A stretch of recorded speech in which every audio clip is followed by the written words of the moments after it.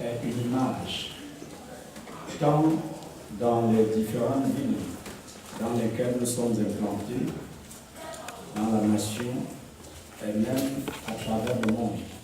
Et lorsque les gens regarderont à ce ministère, à nos services, ils se disent, ces gens sont sérieux et vont quelque part. Est-ce que vous comprenez? C'est pour ça que depuis quelques jours, il y a une certaine réforme. Et quand on parle de réforme, ça ne va pas plaire à tout le monde. Parce que la réforme nous amène, nous conduit à ramener de l'ordre dans la maison. Lorsque vous voulez aller loin dans votre vie, l'ordre est la première chose que vous devez apporter dans votre vie. Dieu ne se glorifie pas au milieu du désordre. Dieu est un Dieu de principe, il est un Dieu d'ordre.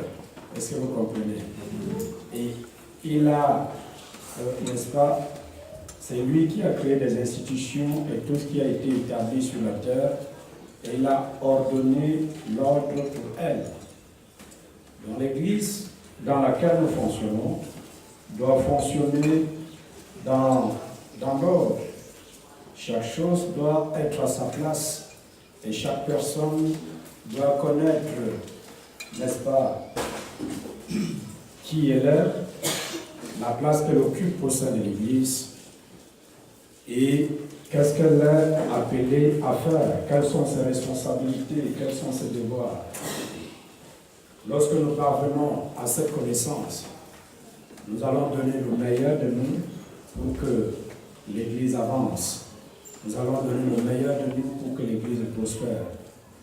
Nous n'allons plus nous poser des questions et nous n'allons plus être, n'est-ce pas, un sujet de blâme. Est-ce qu'on a dit amen à ça? Donc, prenez, n'est-ce pas, à cœur tout ce qui vous est dit depuis un certain temps et marchez à la lumière de tout ceci. Et vous serez fiers de vous, parce que vous avez été appelés à la grandeur. Et vous ne pouvez pas accéder à la grandeur avec une certaine attitude. Il faut qu'il y ait une révolution dans vos vies, parce que votre futur en dépend. Dis-moi Amen. Amen. Le thème de ce mois est unique et il est spécial. Et comme je vous dis toujours, Dieu nous donne la parole de l'année, il nous donne la parole du mois, et même souvent la parole pour la journée. Et vous devez savoir que lorsqu'on vous donne un thème mensuel, ceci signifie que c'est la direction, n'est-ce pas, que l'Esprit veut que vous preniez pendant tout le long du mois. L'Esprit de Dieu vous amène à recevoir un message pour le mois, pour que vous puissiez vous baser sur celui-ci pour obtenir les résultats que vous devez obtenir. La parole de Dieu est notre source d'énergie. Nous allons dans la parole parce que nous avons été créés par elle. C'est elle qui embellit nos vies. Est-ce que vous comprenez? C'est elle qui embellit notre existence. C'est elle qui embellit, n'est-ce pas, nos vies dans toute la dimension, dans tous les domaines, dans tous ces aspects. Donc la parole de Dieu est notre nourrisseur, est notre bâtisseur. Nous ne pouvons pas vivre en dehors d'elle et croire que nous avançons. Nous ne pouvons pas vivre hors de la parole et penser que nous sommes en train d'évoluer. Voilà pourquoi Dieu insiste en nous donnant les messages, comme le message de l'année de l'extension. Et chaque mois, il nous donne un message. Il dit, voici le message avec lequel vous devez fonctionner pendant tout le long du mois. Vos résultats, vos scores, vos réalisations, tout ce que vous devez faire, tout ceci sera possible grâce à la parole que je vous donne. Donc quand la parole du mois vient, vous devez l'appréhender, vous devez vous l'approprier. Elle est vôtre. Vous devez faire de cette parole l'objet de votre méditation, l'objet de votre confession. Vous devez dire des choses qui sont en harmonie avec elle. Et c'est ainsi que vous allez tracer votre chemin, votre voie tout au long du mois par elle. Parce que votre vie prend la direction de vos paroles.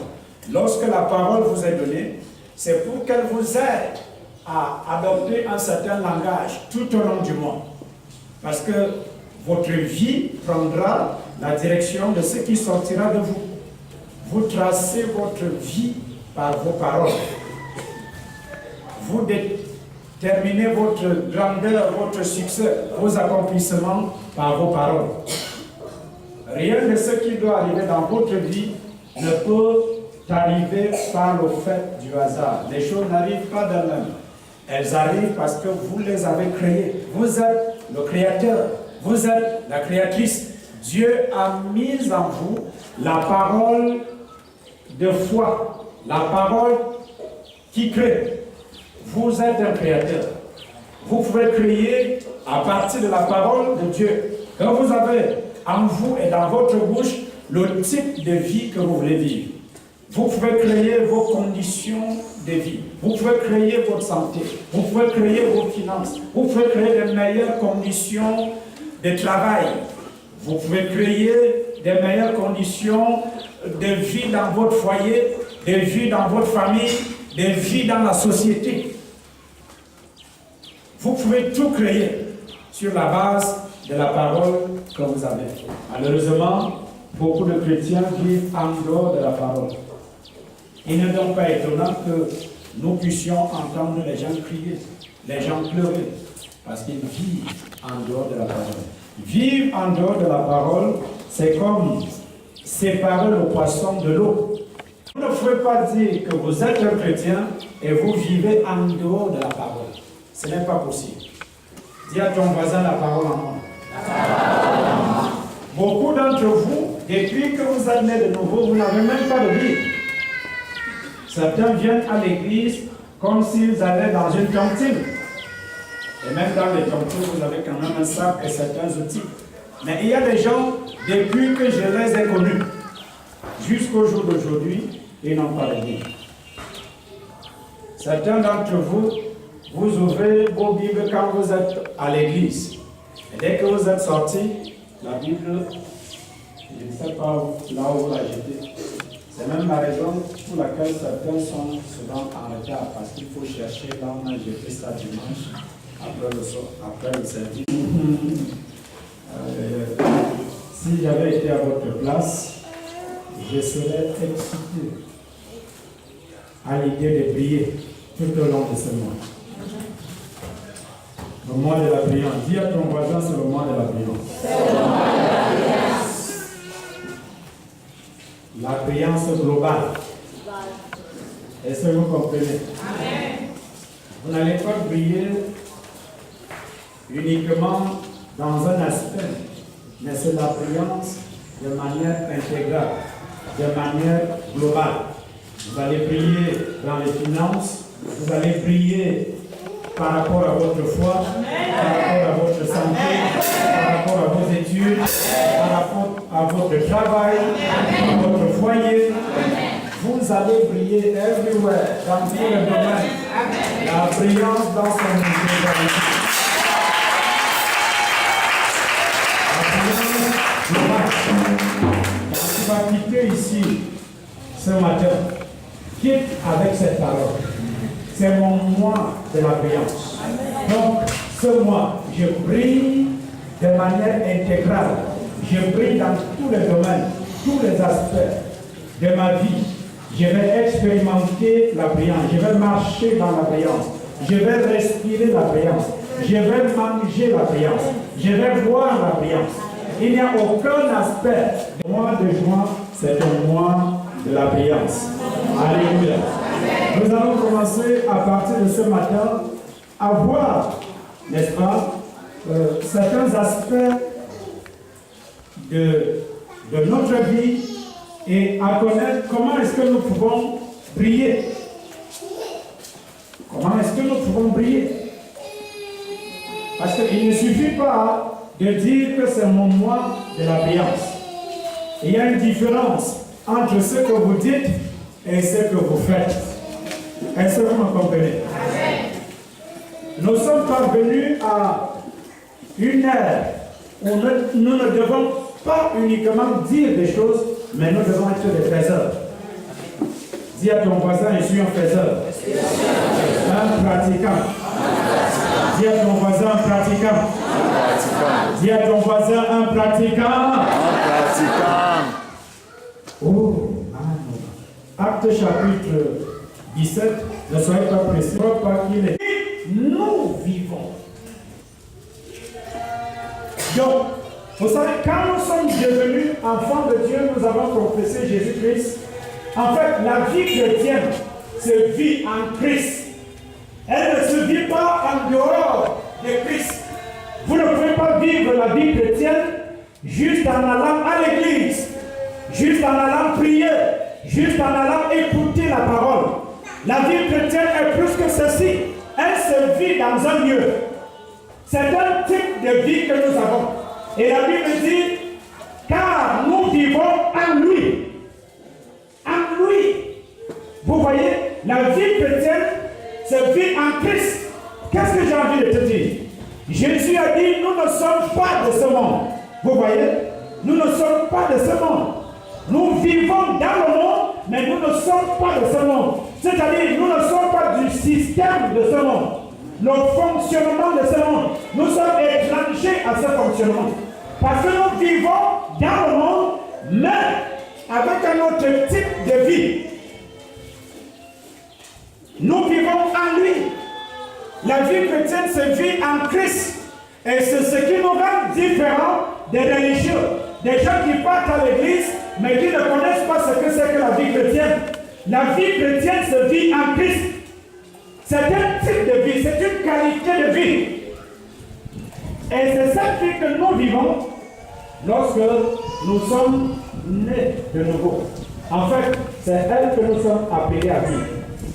C'est un type de vie. Vous voyez, nous parlons de quoi? Le mois de la brillance. Ok. Vous avez saisi? Donc la vie chrétienne se vit en Christ. Et Christ est un Dieu. Christ est ton adresse. C'est là où tu vis actuellement. Donc même si tu es dans le monde, considère-toi comme une personne à part. Tu appartiens à un autre royaume, à une autre citoyenneté. Tu n'es pas une personne ordinaire. Tu n'essayes pas de vivre. Tu n'essayes pas de te battre.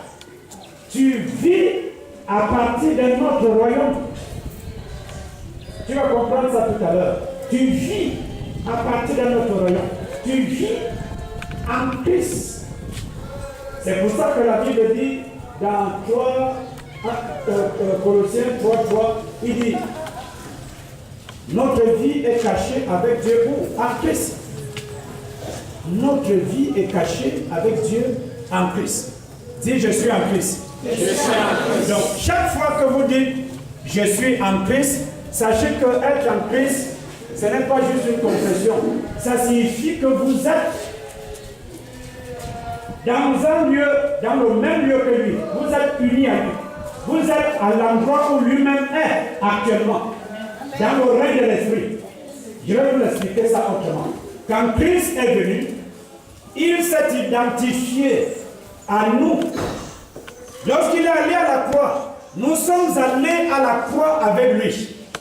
Vous comprenez? Nous étions à cette croix avec lui. Lorsqu'il a été crucifié, nous avons été crucifiés avec lui. Vous comprenez? Lorsqu'il est ressuscité, nous sommes ressuscités avec lui. Vous comprenez? Amen. Tous les chrétiens doivent comprendre ce message. Lorsque Christ est allé à la croix, il n'était pas là-bas pour nous représenter. Non, nous étions avec lui sur cette croix. Lorsqu'il a été crucifié, nous avons été crucifiés avec lui. Galates chapitre 2, verset 20 dit, si je vis maintenant, il dit, ce n'est plus moi qui vis, mais c'est Christ qui vit en moi. Il dit, car j'ai été crucifié avec Christ. Donc quand Christ était sur la croix, nous étions à cette croix avec lui. Nous avons été crucifiés avec lui. Est-ce que vous comprenez? Quelqu'un ouvre Éphésiens chapitre 2, verset 6. Donc nous avons été crucifiés avec lui. Nous étions à la croix avec lui. Lorsqu'il est revenu d'entre les morts, nous sommes également revenus d'entre les morts avec lui. Ne soyez pas limités ou influencés par votre corps. Nous parlons ici du règne de l'esprit. Nous sommes dans l'éternité avec lui. Vous comprenez ce que je suis en train de dire? C'est très difficile pour vous, mais vous allez comprendre au fur et à mesure que nous avançons. Éphésiens. Il nous a ressuscités ensemble. Ah, maintenant tu comprends. La Bible dit, il nous a ressuscités ensemble. Quand? Il nous a ressuscités. Sachez que si la Bible dit, c'est une affirmation. Il n'essaye pas de dire, il nous ressuscitera. Ce n'est pas conjugué au futur. Ce n'est pas une promesse. C'est une réalité dans laquelle nous vivons. Il nous a ressuscités ensemble avec lui. Dis, il nous a ressuscités. Dis, il m'a ressuscité. Vous voyez, l'homme qui est assis, la femme qui est assise ce matin dans cette salle n'est pas une personne ordinaire, n'est pas une personne qui est limitée au niveau du corps. Tu comprends? C'est une personne divine, c'est une personne qui a la nature de Christ, qui est associée avec lui, qui a le même genre de vie que lui, qui a le type de vie que Christ lui-même a. Nous avons le type de vie que Christ lui-même a. Nous l'avons en nous, elle est dans notre esprit. La différence qui existe entre certains et d'autres, c'est la connaissance. Comment faire pour que la vie qui est dans mon esprit, que je puisse la vivre dans mon corps, je puisse la vivre dans ma vie de chaque jour. Vous voyez? C'est ça le combat de la foi. On va arriver là tout à l'heure. Paul a parlé du combat de la foi. Il n'était pas en train de parler d'un combat spirituel contre les démons, contre le diable. Il n'y a plus de combat contre le diable. Parce que le diable a été vaincu. Le combat contre le diable n'existe pas. Je n'ai pas dit ne peut pas exister. Vous voyez, comprenez ma terminologie. N'existe pas, pas ne peut pas. Vous savez, il y a des gens qui n'ont pas Christ. Eux, ils peuvent combattre. Mais nous, c'est terminé. Nous sommes dans le repos. Vous comprenez? Ah. L'éthique de Dieu. C'est pour ça qu'il était incité à crucifier Christ sur la croix. Parce qu'il ne savait pas que cette crucifixion devait conduire à la résurrection. Donc, il ne comprenait pas le plan. Tout ce que lui avait dans sa tête, c'est de tuer le Fils de Dieu. Et croire qu'il devait contrôler le monde. Mais il ne savait pas l'autre côté. Vous savez, souvent quand vous faites face aux problèmes, ce n'est que ce que vous voyez, le côté où il y a les problèmes. Mais vous ne voyez pas le côté glorieux. Que les problèmes, le côté glorieux derrière ces problèmes. C'est-à-dire, la raison pour laquelle vous êtes face à ce problème, ce n'est pas par rapport au problème que vous avez, mais c'est par rapport à ce qui se passera ou ce qui est derrière le problème. Quoi? La gloire, la solution. Vous comprenez un peu ce que je suis en train de dire? Amen. Quand vous êtes face à un problème, si vous regardez uniquement le problème, vous allez vous décourager, vous allez abandonner, vous allez tout laisser tomber. Mais si vous ôtez les yeux sur vos problèmes et regardez derrière le problème, vous verrez quoi? La gloire. Donc, qu'est-ce que Satan voyait? Il voyait la crucifixion, il voyait la mort. Et il croyait que ça s'arrêtait là. Mais il n'a jamais su qu'il devait y avoir, que l'histoire ne s'arrêtait pas à ce niveau. L'histoire avait prévu la résurrection. Vous voyez? Quand tu es face à un problème, sache que l'histoire ne va pas s'arrêter au niveau du problème. Quel que soit ce que tu entends et vois, tu vas parvenir à la solution. Tu vas parvenir à la solution. Tu vas parvenir à la solution. Parce que le but même pour lequel tu te trouves dans cette situation, c'est pour des solutions. Que tu aies accès aux solutions. Sans ce problème, il n'existera aucune solution pour toi. Donc, si vous voulez accéder aux solutions, soyez prêts pour le problème. Donc, nous étions sur la croix avec lui lorsqu'il a été crucifié. Nous avons été crucifiés avec lui. Vous voyez, c'est le diable qui s'est chargé de ceci. Mais écoutez-moi très bien. C'est en fait l'acte posé par Satan, son agitation, son obsession à vouloir crucifier Jésus. Il ne savait pas que c'était une arme fatale contre lui-même. Une arme fatale, crucifier Jésus. C'était une arme fatale contre lui. Parce que c'est par cette crucifixion que le Christ devait ressusciter d'entre les morts. Après avoir manifesté sa victoire, retiré les clés du séjour des morts entre les mains de Satan. Vous comprenez ce que je suis en train de dire? Donc quand il est crucifié, nous avons été crucifiés avec lui. Donc le combat spirituel n'existe pas. Ce n'est pas un combat contre les démons. Nous allons arriver là tout à l'heure. Ce n'est pas un combat contre le diable. Parce que le diable a été vaincu après la résurrection. Vous voyez, il est désormais sous nos pieds. Il a été vaincu par la mort. Il a été vaincu par la résurrection du Christ. Quand Christ est allé au tombeau, la Bible dit qu'il a fait 3 jours. Qu'est-ce qu'il est allé faire? Il est allé délivrer ceux qui étaient sous l'emprise de Satan. Et il a retiré les clés du séjour des morts entre ses mains. Vous comprenez? Et à partir de ce moment-là, la mort a perdu toute emprise sur vous. Est-ce que vous comprenez? Amen. Vous comprenez? C'est pour ça que nous rayons avec Christ maintenant. Parce que la mort n'a plus d'autorité ni de pouvoir sur nous. Nous avons vaincu la mort. Dis à ton voisin, j'ai vaincu la mort. Dis à ton voisin, j'ai vaincu la mort. Quand quelqu'un te parle de la mort, vois la mort comme le commencement d'une nouvelle vie. Est-ce que vous comprenez? Vois la mort comme une transition. Ne vois pas la mort comme une fatalité. Est-ce que tu comprends? Parce que tu es immortel. Dis à ton voisin, je suis immortel. Vous voyez, c'est pour ça que la mort n'a plus de pouvoir sur vous. Vous êtes devenus des immortels. Dis, je suis un immortel. Je suis un immortel. Maintenant, quand on te parle de la mort, tu regardes ton corps. C'est quoi alors? Écoute, continuez les enveloppes qui sont importantes.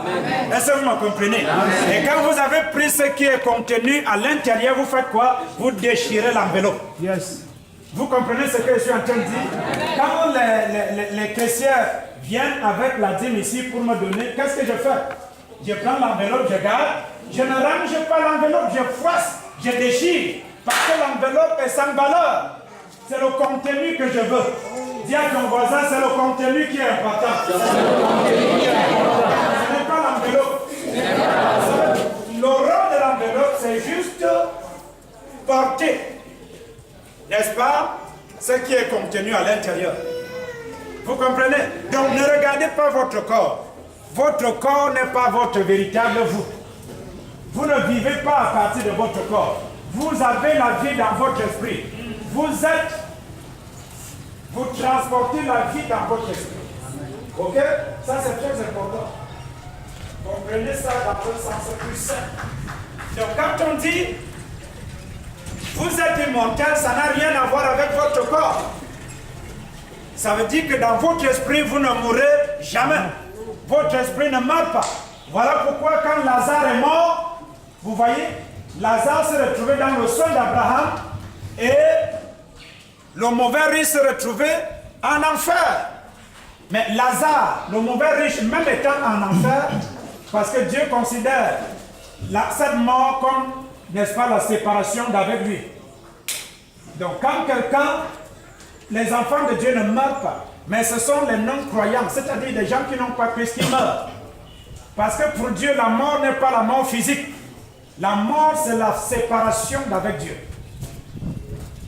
Vous voyez, c'est l'explication que Dieu a donnée de la mort. La mort, c'est la séparation d'avec Dieu. Quand un homme est séparé de Dieu, même s'il mange, il parle, il vit, il travaille, il gagne de l'argent, pour Dieu, il est mort. Vérité. Si ton père n'a pas cru dans sa vie, même s'il est ancien d'église quelque part, il est mort. Ta responsabilité, c'est de travailler pour qu'il accepte Christ. Vous voyez, tes grandes soeurs, tes petites soeurs, ne montent pas et descendent pour dire j'ai une grande famille. La seule chose que tu dois faire, c'est de t'assurer que chaque membre de ta famille ait reçu Christ. Sinon, pour Dieu, ils sont bien morts. Vous voyez un peu? Ah, ils sont morts. Parce que Dieu les considère comme des morts. Et toutes leurs œuvres réalisées sur terre sont des œuvres mortes qui n'ont pas de vie. C'est pour ça que la Bible dit la justice de l'homme est comme un vêtement souillé devant Dieu. Aucune œuvre humaine n'a de valeur devant Dieu. Même le plus grand créateur ayant créé, inventé des choses dans ce monde, ses œuvres pour Dieu sont sans valeur. Les œuvres que nous avons été appelés à accomplir, selon Ephésiens chapitre 2, verset 10, il dit, vous avez été créés en Christ pour les bonnes œuvres. Les bonnes œuvres qu'il a préparées d'avance, afin que vous les pratiquiez. Lorsque vous êtes nés de Dieu, lorsque vous êtes nés de nouveau, les œuvres que vous produisez sont des œuvres de justice. Parce que ces œuvres-là sont connectées, n'est-ce pas, à Dieu. Dieu est l'auteur, il est la source. Ce sont maintenant des œuvres de justice. C'est-à-dire ce sont des œuvres qui sont posées, qui sont accomplies, réalisées pour produire des résultats positifs pour faire fonctionner le royaume auquel vous avez été appelés. Vous voyez, c'est différent. Quand les gens font des choses, même des dons dans le monde, construisez des maisons aux orphelins, donnez-leur à manger, donnez-leur des voitures, faites tout ce que vous voulez. Ces œuvres sont des bonnes œuvres humanitaires, mais ce sont des œuvres mortes devant Dieu. Vous n'aurez aucune récompense par rapport à ça. La seule récompense que vous aurez, c'est la récompense des hommes, la reconnaissance humaine. Mais pour Dieu, aucune reconnaissance de votre part. Parce que ces œuvres sont considérées comme des œuvres mortes. Voilà pourquoi la Bible dit, nous ne sommes pas sauvés par nos œuvres, mais c'est par la foi. Dieu dans la ville. Donc ce sont des œuvres de justice.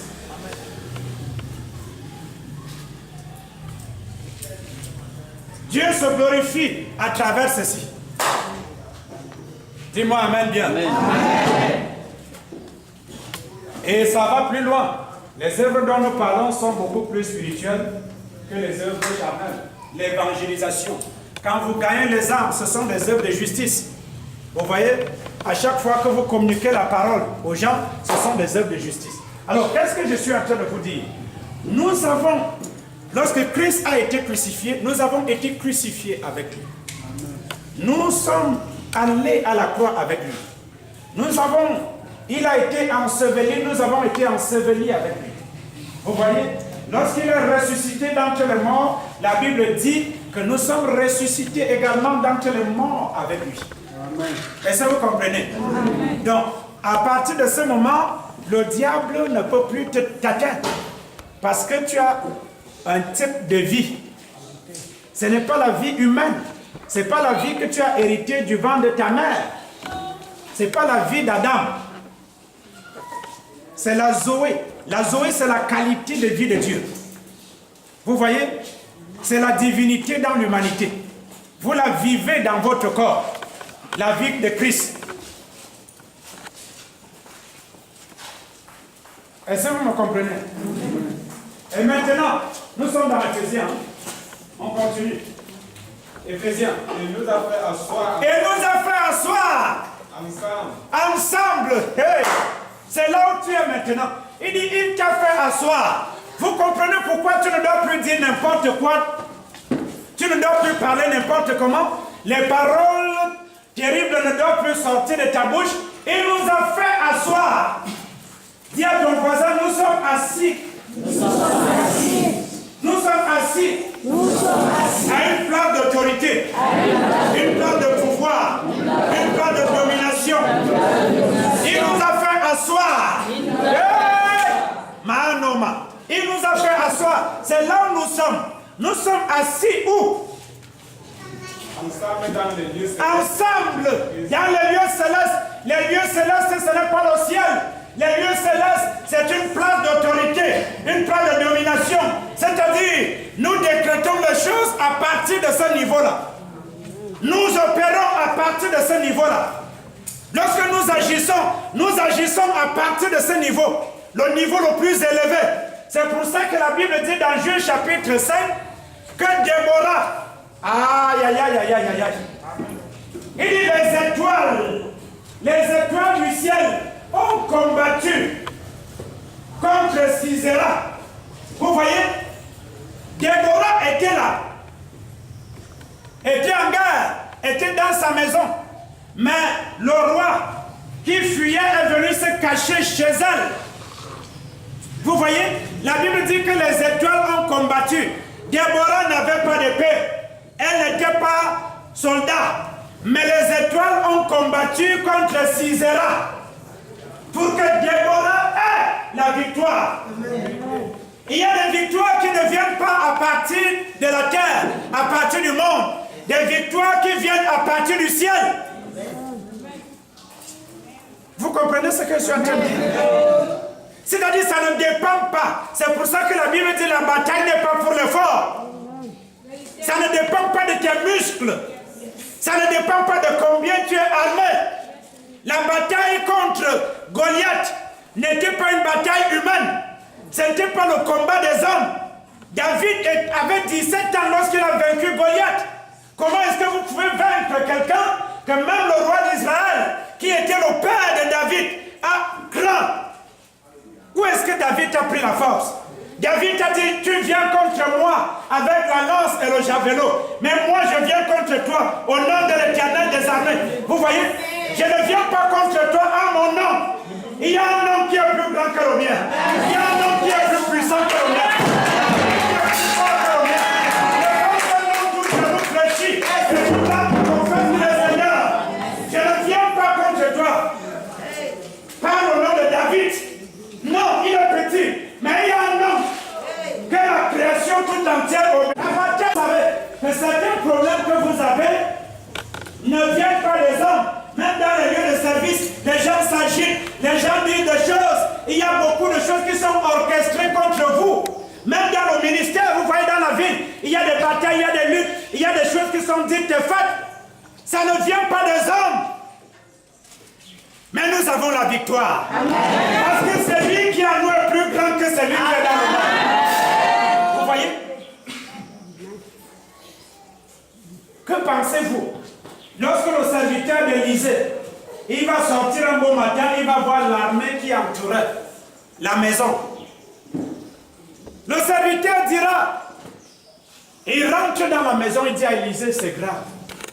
C'est grave. Élysée dit, c'est quoi? Mais il voit toujours Élysée qui est serein. Il dit, c'est quoi? Il dit, hey! Il dit, l'armée a entouré notre maison. Élysée lui dit, ok, je comprends. Je comprends pourquoi tu t'agis. Quand vous avez la connaissance, quel que soit ce que vous voyez ou entendez, vous ne serez pas agité. Amen. Vous n'allez pas trembler. Parce qu'un enfant de Dieu. Et donc Élysée dit à son serviteur, ne crains rien. Car ceux qui sont avec nous sont plus nombreux que ceux qui sont avec nous. Vous voyez? Il dit ceux qui sont avec nous. Et le serviteur regarde comme ça, il dit, mais Nous ne sommes que deux. Ils sont où? Il rit d'abord. Mais il ne comprenait pas ces choses. Parce que lui, il regardait avec des yeux optiques. Il voulait voir aussi les chars. Il voulait voir les armes, les kalachnikovs. Il voulait voir des soldats physiques. Parfois, quand vous dites à quelqu'un, vous êtes déjà béni, il dit, moi, où est ça? Je ne vois rien. Je ne vois rien. Tu dis à quelqu'un, vous avez été béni, vous avez tout reçu en Christ. Ah, pasteur, tout le temps tu me dis ça. Moi, si tu veux, je te montre mes poches. Il dit, en même pas 5 francs. Ce n'est pas une question de poche. Avoir l'argent ne signifie pas que vous êtes béni. Il y a des gens qui ont beaucoup d'argent qui sont maudits. Vous comprenez? La bénédiction est spirituelle, n'est pas matérielle. Vous comprenez cette chose? Donc, je dis, il dit, nous sommes assis ensemble avec lui. Relis la partie là, pour que tout le monde comprenne bien. Il dit, et nous a fait asseoir. Il nous a fait asseoir Ensemble dans les lieux célestes en Jésus-Christ. Dans les lieux célestes en Jésus-Christ. Vous voyez? Dans les lieux célestes. Et j'ai dit, les lieux célestes, c'est une plate de prière. C'est une plate de domination. Ça signifie que nous opérons à partir de ce lieu. Toutes les transactions que nous avons sur terre, nous prenons des décisions à partir de ce lieu. Et ces décisions sont exécutées sur terre. Lorsque l'Assemblée nationale vote une loi, où le président prononce un décret, le décret est prononcé, personne n'est là. Les gens n'ont pas besoin d'être là. Mais lorsque le décret est prononcé, il est applicable sur le terrain. Est-ce que vous me comprenez? Ça veut dire que si on a dit de toi que tu es le nouveau préfet de la Léquier, tu n'as même pas besoin de voir bien. Il n'a pas besoin de te toucher. Et c'est pas si vous comprenez. L'homme dont le nom a été cité, tout ce dont il avait besoin, c'est d'entendre l'annonce à partir de la radio. Ce monsieur n'a jamais vu Pia. Il n'a jamais été au palais. Il n'a même jamais salué le ministre. Mais il y a un décret qui dit, tu es le prochain préfet de la Léquier. Tu prends ce décret. Le décret, c'est quoi? C'est une parole. Et c'est cette parole qui est la preuve que tu as été appelé à cet office. L'homme n'a pas besoin des évidences matérielles. Il a juste besoin d'une parole. Et comme la parole a été prononcée, il se lève de chez lui avec autorité, avec assurance, avec audace. Et il se dirige dans son lieu de pouvoir, son lieu de service. Et quand on lui demandera, que viens-tu chercher ici? Il dit, c'est moi le nouveau préfet de la Léquier. Où est la preuve? Il sort les papiers. Qu'est-ce que les papiers contiennent? Les paroles. Les paroles. Ils ne sont pas l'argent.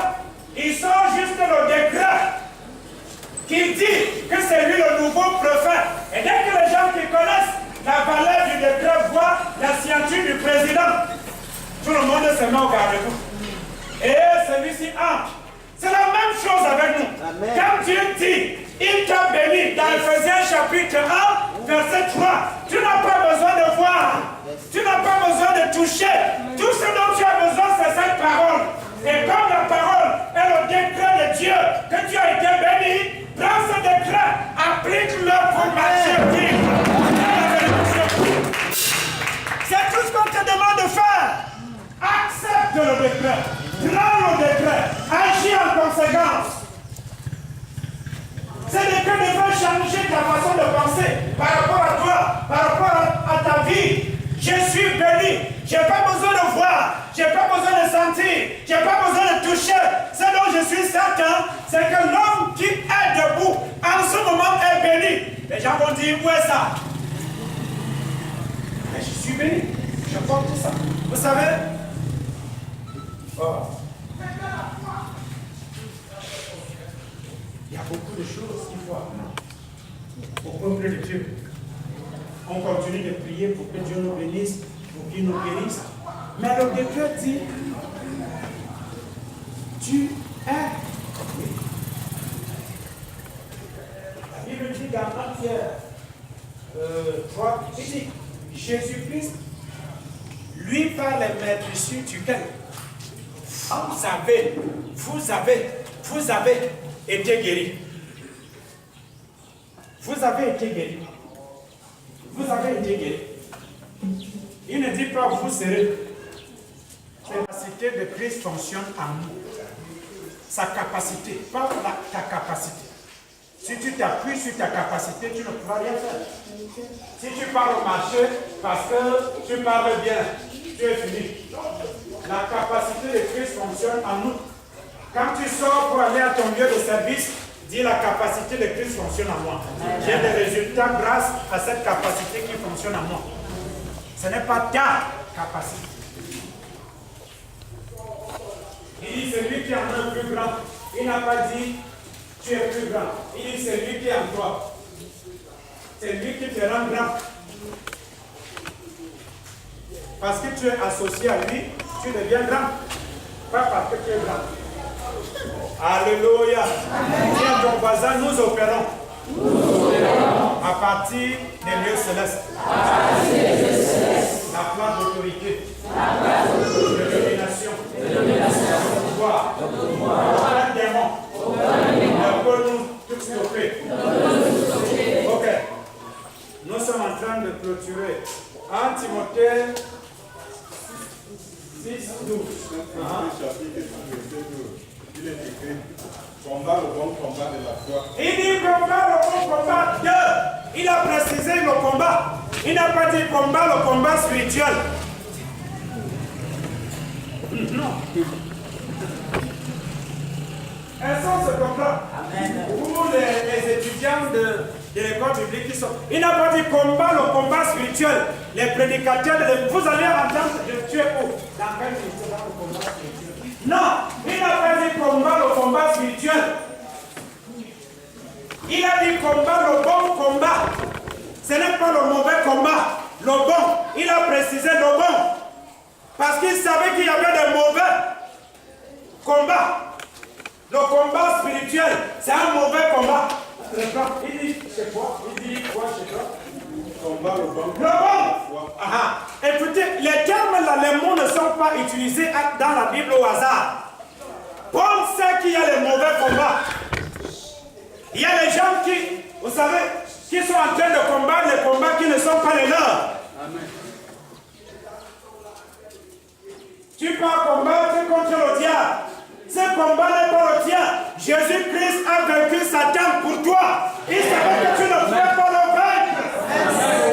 C'est pour ça qu'il t'a épargné de ce combat. Avant lui, personne n'a vaincu Satan.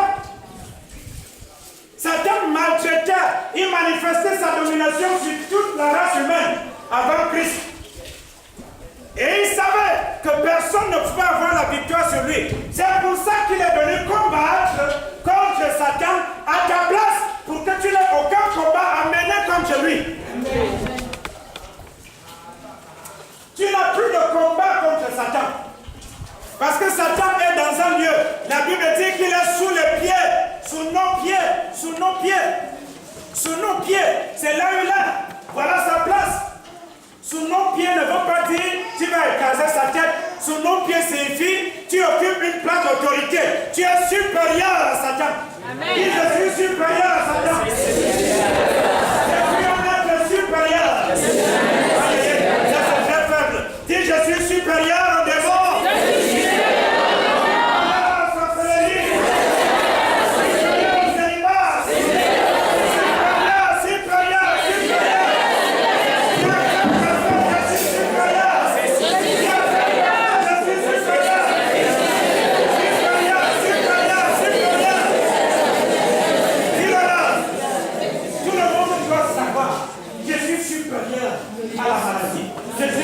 supérieur à l'échec. Je suis supérieur à Satan, supérieur au démon, supérieur au célibat, supérieur à l'échec, supérieur à la pauvreté, supérieur à la sorcellerie, supérieur au lien. Je suis supérieur. Supérieur. Quand quelque chose veut se déranger, je suis supérieur à cette chose. Je suis plus grand que tous les problèmes auxquels je fais face. Je suis plus grand que cette épreuve. Je suis plus grand que toute tempête. Je suis plus grand que le monde entier. Je suis plus grand. Parce que celui qui est en moi est plus grand. Et par conséquent, je suis plus grand que toute chose. Quand la maladie, je le connais. Hey! Je connais ma menace. Tu comprends ce que tu es en train de dire? Menace. Tu parles de certaines personnes.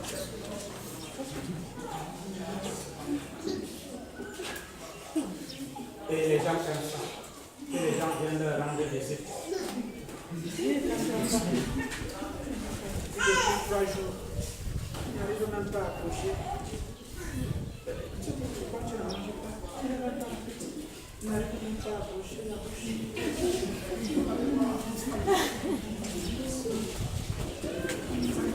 Ça commence, ça monte et ça monte. Pendant ce temps, tu fais confiance à elle. Tu sens seulement. Et tu es là, ça monte et tu regardes, tu l'entends. D'autres même ont. Je connais une de mes filles, j'arrive à l'hôpital pour payer pour elle. Il y a une maladie ici, c'est les grippanos. Les os commencent à faire mal.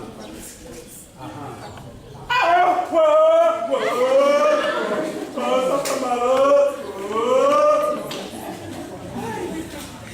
Tu viens de nouveau? Oui, papa.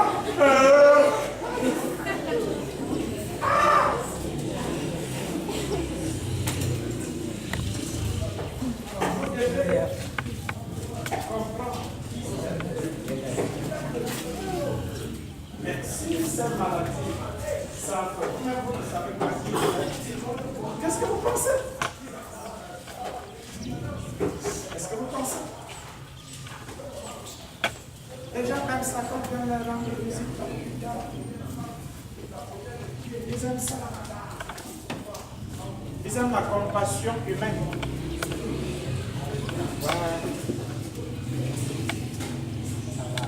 Ils aiment ces paroles-là. Ça va aller. Ça leur fait du bien. Qu'on leur dit. Et si tu as besoin que quelqu'un vienne te dire que ça va aller? Parce que tu as tout dit à ton sujet. Ça va aller. Voilà. Tu vas traverser. Et tu dis. Essaie de compatir. Regarde-toi. Regarde-toi. Le grand toi. Le grand toi. C'est à cette qualité de vie maintenant que tu as fait. Au lieu de dire n'est pas. Je ne peux pas vivre pour la compassion humaine. Je ne peux pas accepter de faire pitié. On ne peut pas me trouver sur cet hôpital. Et même quand les gens te... C'est toi qui dois leur demander comment ça va. Tu as bien dormi? Oh, que le Seigneur te guérisse. Ça ne va pas. Dis, je suis supérieur. Je suis supérieur. Vous savez, quand vous dites je suis supérieur, ça ne signifie pas que vous n'allez rien rencontrer sur votre chemin. C'est justement donc à partir de ce moment que vous devez puiser l'énergie en vous qui vous permettra de manifester la domination sur cette situation.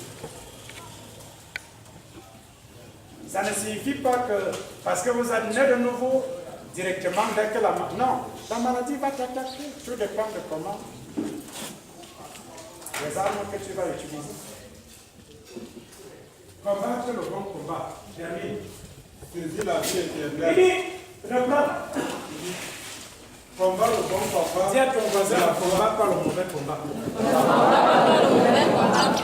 Vous savez, quand vous combattez encore alors que le combat n'existe plus, vous savez ce qui va vous arriver. Hein?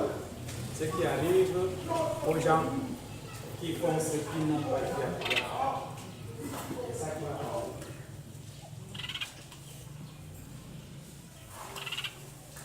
Le combat n'existe pas. Et si toi tu continues de combattre, le diable va te faire sa bulle. Parce que tu es en train de mener un combat qui n'existe pas. Ça ne te concerne même pas.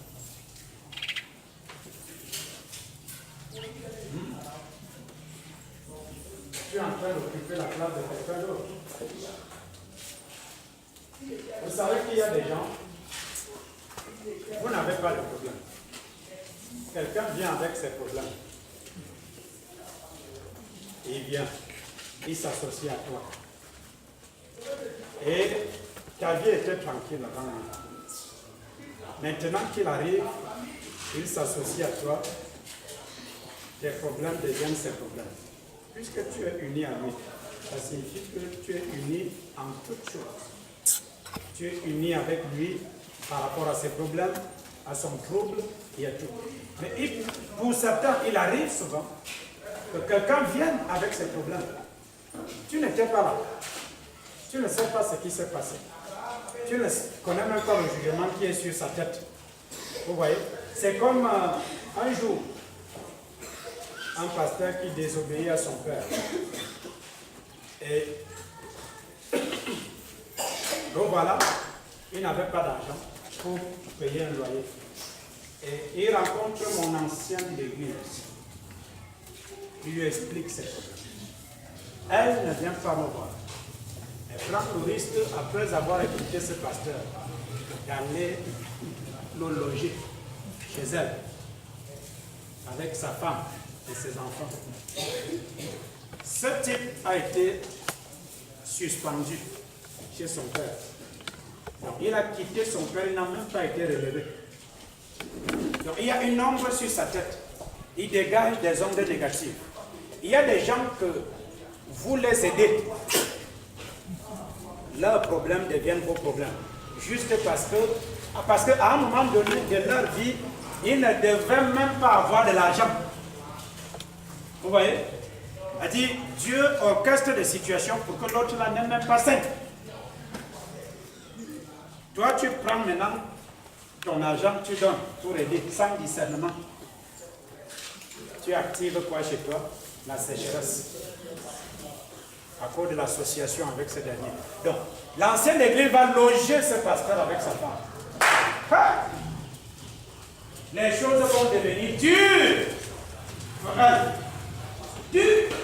Comme si ceci ne suffisait pas. La femme du pasteur, tu es dans la maison de quelqu'un qui vous a logé sans argent. Et elle a même dit, vous allez me payer plus tard. Maintenant, la femme commence à se quereller avec l'ancienne église, mon ancienne église. Ce n'est plus la querelle, c'est la bagarre. Et comme le pasteur doit maintenant protéger sa femme, il va protéger sa femme, mais à partir de ce moment-là, mon ancienne église va commencer à dire, tu es un faux pasteur, je ne sais même pas pourquoi j'étais accepté chez moi. Hey, c'est comment on vient chercher. Ok, vous allez sortir, sortir de... Le pasteur l'a monté. Viens là. Et quand il la maudissait, elle croyait que c'était les jeux. 2 semaines après, la femme a failli mourir. Le sang sortait des yeux. Elle est tombée là. Le sang sortait. Le sang sortait des yeux. Je ne peux même pas s'élever. Quand on vient m'appeler, parce que je lui avais dit ce que tu allais chercher, toi-même tu veux, parce qu'il connaissait le pasteur. C'était un pasteur, mais il a été suspendu. Il devait d'abord aller réparer ses problèmes avec son père. Il ne l'a pas fait. Par orgueil, il a décidé de partir. Parce qu'il a été pris et il traînait avec lui une ombre. Tout type d'association avec lui t'exposait au problème. Vous comprenez? Il y a des gens parfois, quelqu'un vient avec son vent, ses problèmes. Toi, tu remets derrière toi. C'est toi maintenant qui est devant. Pour le défendre. Parce que tu veux occuper la place de Dieu. Tu es bon. Tu veux qu'on entende que c'est toi. Généralement, vu que les gens comme ça, mais mon pasteur, c'est moi qui soutenais ma famille. Je me suis occupé de mes petits frères. J'ai envoyé tout le monde à l'école. Regardez comment ma vie. Je n'ai même pas continué mes études. Je n'ai pas fait ceci. Tu as déjà vu quoi? Ce n'est que le commencement. Parce que tu as dit que tu veux occuper la place de Dieu. Tu veux faire le bien aux gens sans Dieu. La justice humaine est comme un vêtement civil. Une réunion quelque part avec des drapeaux. Il poste là. Belle image d'un personnage bien nettoyé. Mais c'est un Béninois qui est dans sa chambre avec son ordinateur. Il met un profil d'un blanc qui est même bien mort. Il n'existe plus. Et tu vois qu'il y a un mari qui arrive comme ça, qui viendra te sortir de la galère. Papa, j'attends un homme qui va m'aider. Je suis la seule, l'aînée de ma famille. Il faut que je sorte de ma famille. Ok, continue. Dis à ton voisin, tu n'as pas besoin d'aide. Tu n'as pas besoin d'aide. Tu es celui ou celle qui doit apporter de l'aide aux autres. Si le type à ton voisin.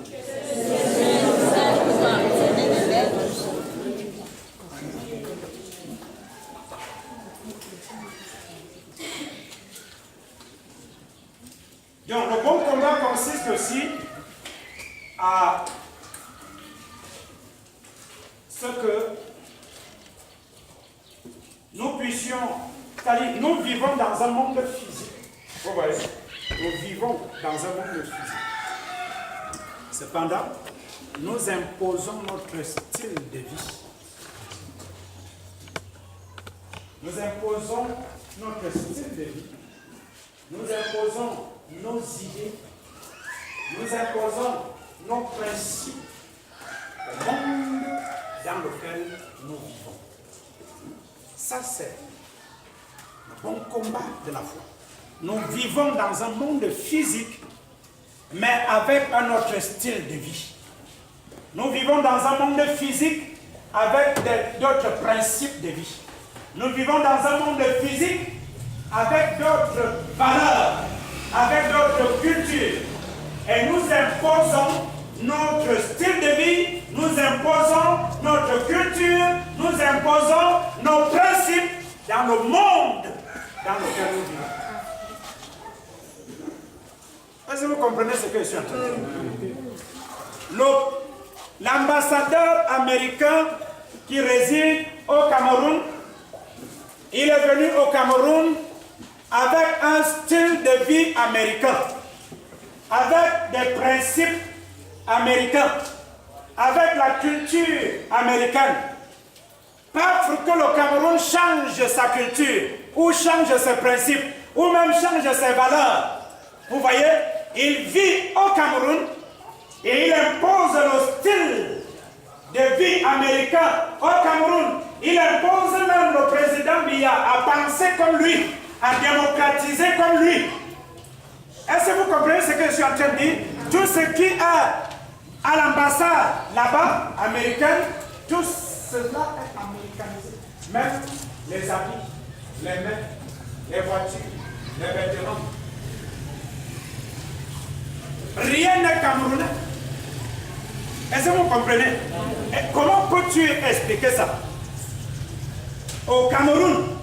Donc nous venons du ciel. Nous sommes à une place d'autorité. Nous avons juste été envoyés sur terre. Pas pour venir aboyer, pas pour venir se plaindre, pas pour venir pleurer, se lamenter, pas pour être dominé par Satan, par la maladie, par la mort. Never refuse d'être dominé. Parce que tu viens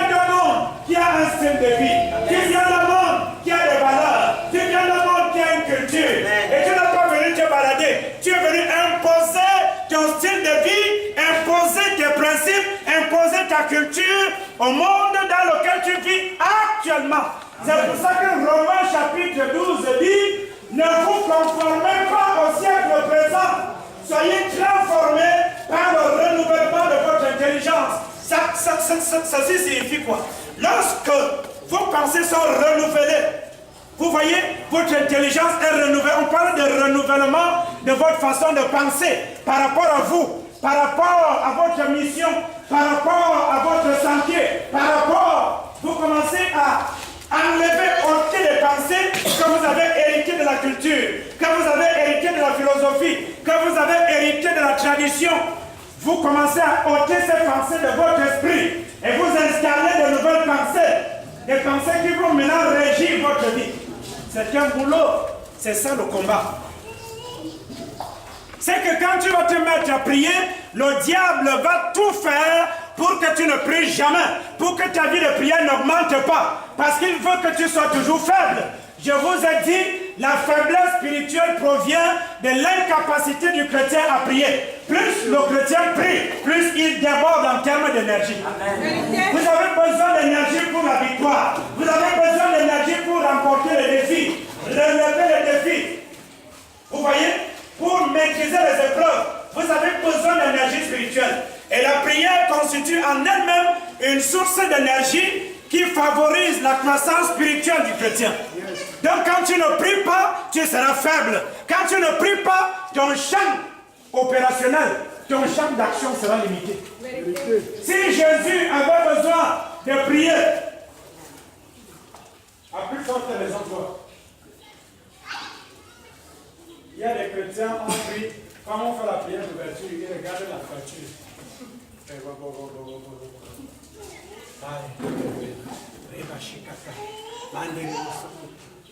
Ils sont tellement fatigués que si on continue encore, ils vont s'asseoir et dormir. Vous comprenez ça? C'est pour ça qu'ils sont toujours faibles. Tu les vois aujourd'hui, ils sont chauds. Je te dis, papa, où la parole d'aujourd'hui? Hey, la parole là. 3 jours après.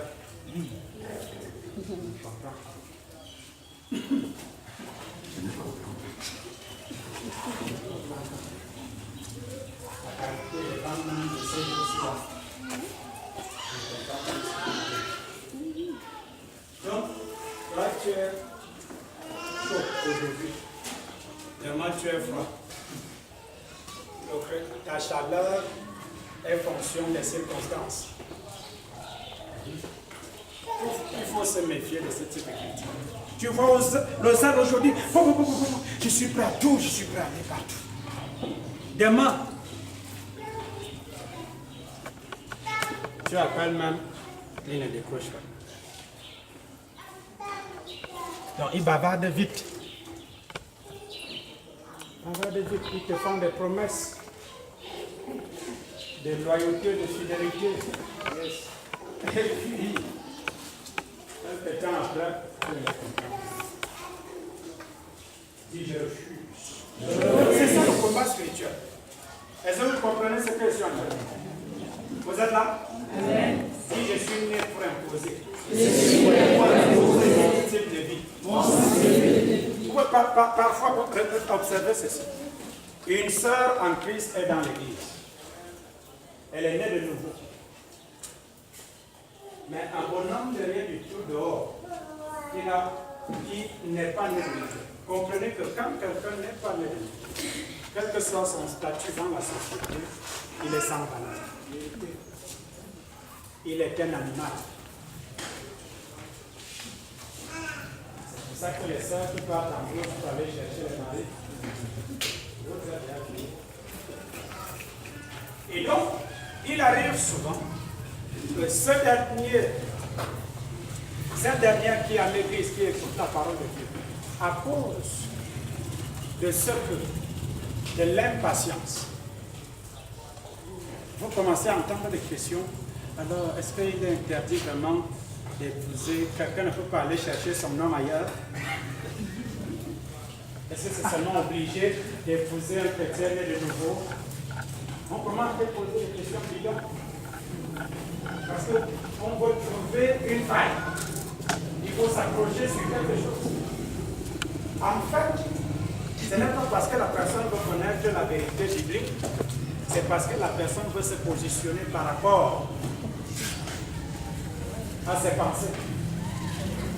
Et très souvent, le bonhomme qui est dehors, il te dit encore aujourd'hui, non, moi je ne te dérange pas. Tu peux aller à ton église, moi aussi je suis chez moi. Ne te dérange pas. Ne te dérange pas. Moi, je suis venu te trouver, ne te dérange pas.